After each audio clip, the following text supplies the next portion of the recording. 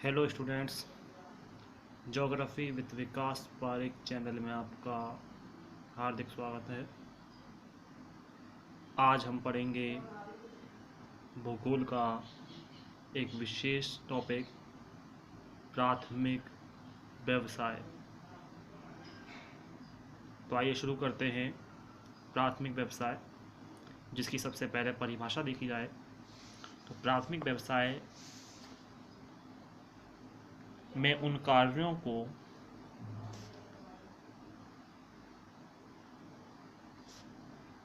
शामिल किया जाता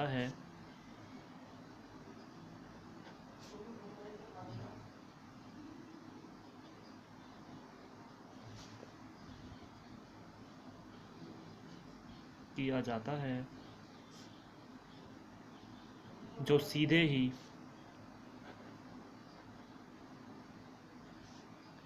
प्रकृति से प्राप्त होते हैं।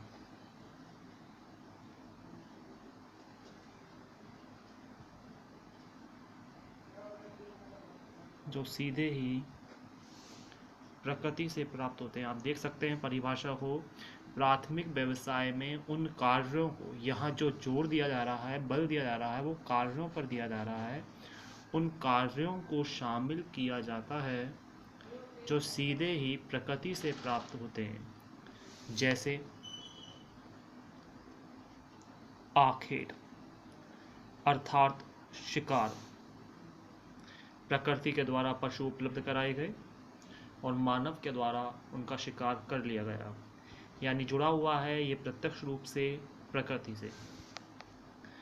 मछली पालन, जिसमें मानव का कोई योगदान नहीं होता।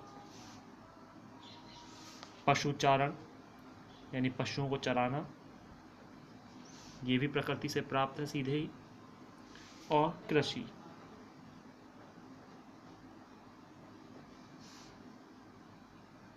ये वे कार्य हैं जो सीधे ही प्रकृति से प्राप्त होते हैं।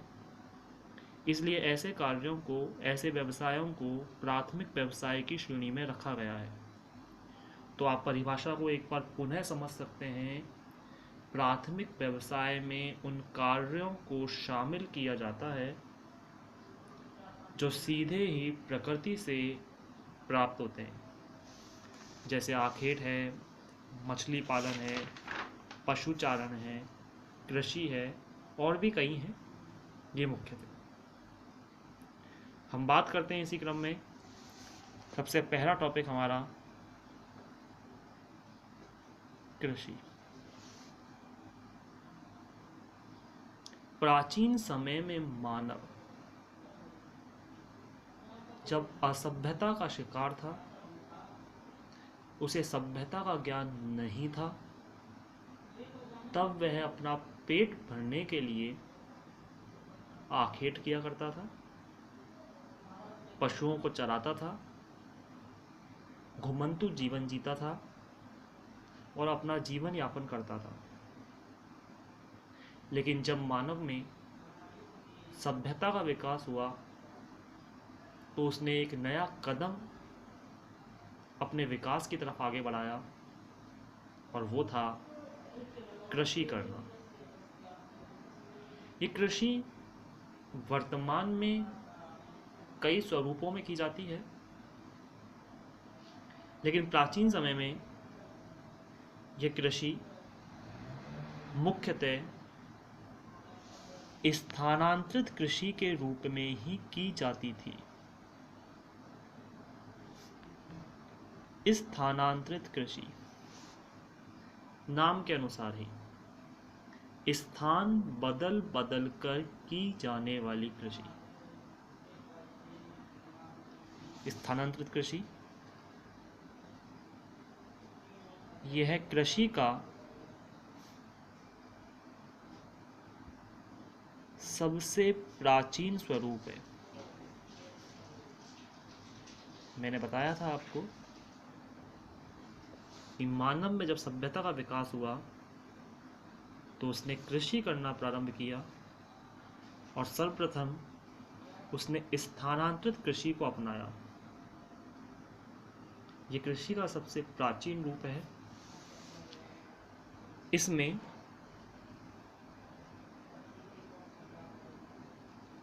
वनों को काटकर तथा जलाकर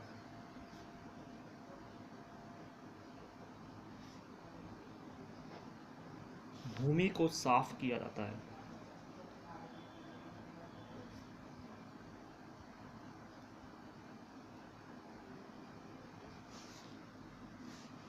यानी होता क्या है इसके अंतर्गत, एक स्थान विशेष पर वनों को काटा जाएगा तथा उन्हें जला दिया जाता था।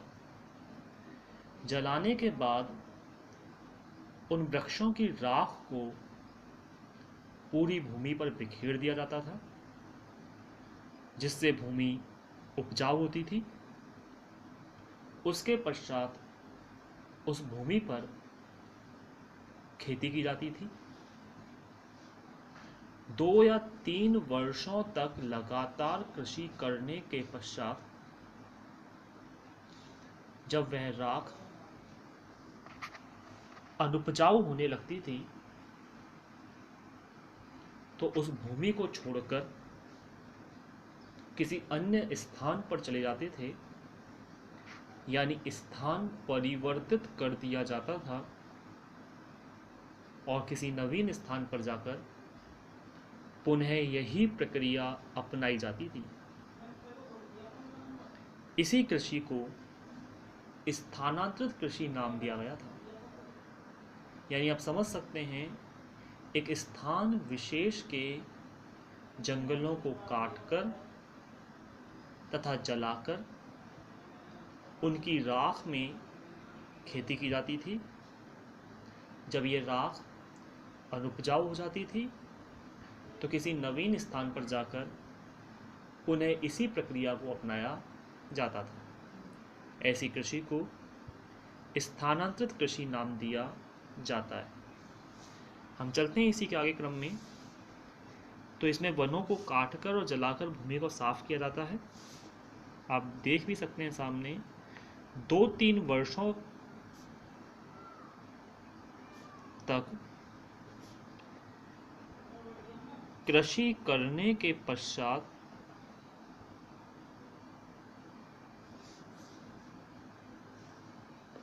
नवीन भूमि पर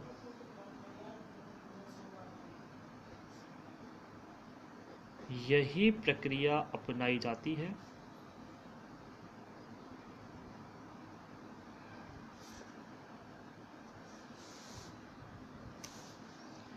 इस कृषि में नाम के अनुसार अगर देखें,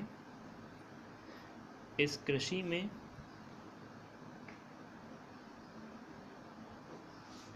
पुराने औजारों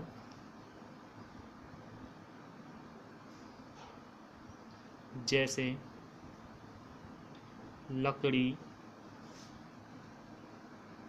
कुदाली, फावड़े आदि का इस्तेमाल होता है।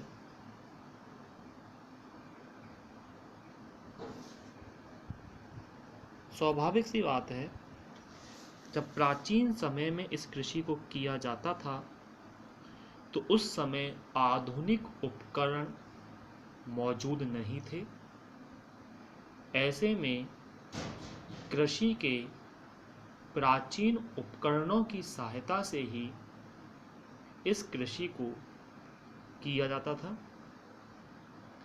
यह कृषि विश्व के तमाम देशों के अंतर्गत अपनाई जाती थी। इस कृषि को स्थानीय भाषाओं में अलग अलग नामों से पुकारा जाता है।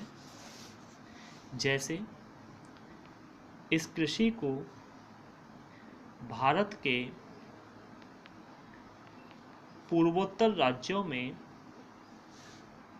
राज्यों में जैसे अरुणाचल प्रदेश, असम, मेघालय, मणिपुर झूम कहा जाता था। मैक्सिको में इसे मिल्पा कहते हैं। वियतनाम में इसे रे पुकारा जाता है। ऐसे तमाम स्थानीय भाषाओं के अंतर्गत इस कृषि को विभिन्न नामों से जाना जाता है। तो कृषि की सबसे प्राचीन विधि स्थानांतरित कृषि, ये विशेष महत्वपूर्ण टॉपिक्स है, एग्जाम में ये पूछा जा सकता है। तो एक बार हम पुनः अगर इस चीज़ की चर्चा करें, प्राथमिक व्यवसाय यानी प्राथमिक व्यवसाय में वे कार्य जो सीधे ही प्रकृति से प्राप्त होते हैं।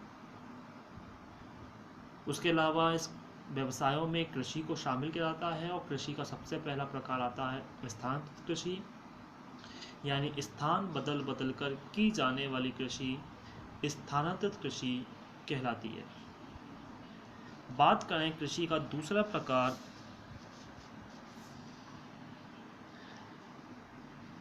आदिम स्थायी कृषि। नाम के अनुसार ही आप समझ सकते हैं, आदिम अर्थात प्राचीन, पुरानी, और स्थायी एक स्थान पर रहकर की जाने वाली कृषि। यह स्थानांतरित कृषि का ही एक दूसरा रूप है। इस कृषि में यानी आदिम स्थायी कृषि में और स्थानांतरित कृषि में एक विशेष अंतर यह है कि स्थानांतरित कृषि में जहाँ भूमि को बदला जाता है, स्थान परिवर्तित किया जाता है, तो वहीं आदिम स्थायी कृषि में एक ही स्थान पर रहकर इस कृषि को किया जाता है। तो क्या है समझें, आदिम स्थायी कृषि, जब स्थानांतरित कृषि ने स्थायी रूप अपनाया तो ऐसी कृषि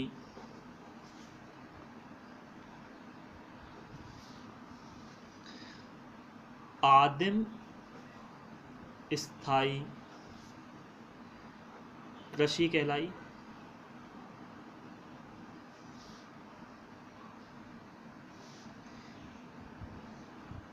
इस कृषि में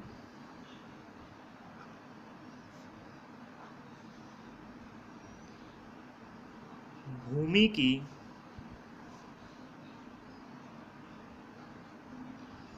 अच्छी तरह जुताई की जाती है। क्यों की जाती है? क्योंकि एक ही भूमि पर कार्य करना है, भूमि परिवर्तित नहीं होगी, जो भी कृषि करनी है वो उसी भूमि पर रहकर करनी है। इसलिए भूमि को उपजाऊ बनाने के हर संभव प्रयास किए जाते हैं। इसलिए इस भूमि की अच्छी तरह से जुताई करते हैं। आवश्यकता पड़ने पर सिंचाई का भी उपयोग किया जाता है। कृषि के साथ साथ पशुपालन का भी कार्य किया जाता है और यही पशु इस कृषि में जुताई व परिवहन के रूप में इस्तेमाल होते हैं। यानी हम दोबारा समझें अगर आदिम स्थायी कृषि को, कि जब स्थानांतरित कृषि ने स्थायी रूप अपनाया तो ऐसी कृषि आदिम स्थायी कृषि कहलाई। इसे आदिम इसलिए नाम दिया गया है क्योंकि प्राचीन समय में ये कृषि की जाती थी। हालांकि आज भी कई क्षेत्रों में इस कृषि को अपनाया जाता है, लेकिन इसका मूल रूप प्राचीन समय में ही देखा गया था। धीरे धीरे इसके स्वरूप में बदलाव आने लगा है और बदलाव में मुख्य बदलाव ये आया है कि इस कृषि के अंतर्गत जहाँ प्राचीन समय में पुराने औजारों का इस्तेमाल होता था, अब पुराने औजारों की जगह नवीन उपकरणों का इस्तेमाल होने लगा है। इस कृषि में भूमि को अच्छी तरह से जोता जाता है, भूमि में आवश्यकता पड़ने पर सिंचाई भी की जाती है, कृषि के साथ साथ पशुओं को भी पाला जाता है। यही पशु कृषि में जुताई व परिवहन के रूप में सहायता भी करते हैं। तो आज हमने दो कृषि के बारे में अध्ययन किया, एक स्थानांतरित कृषि और आदिम स्थायी कृषि। कृषि के शेष भागों के अध्ययन के लिए देखते रहिए हमारा YouTube चैनल ज्योग्राफी विद विकास पारे। Thank you.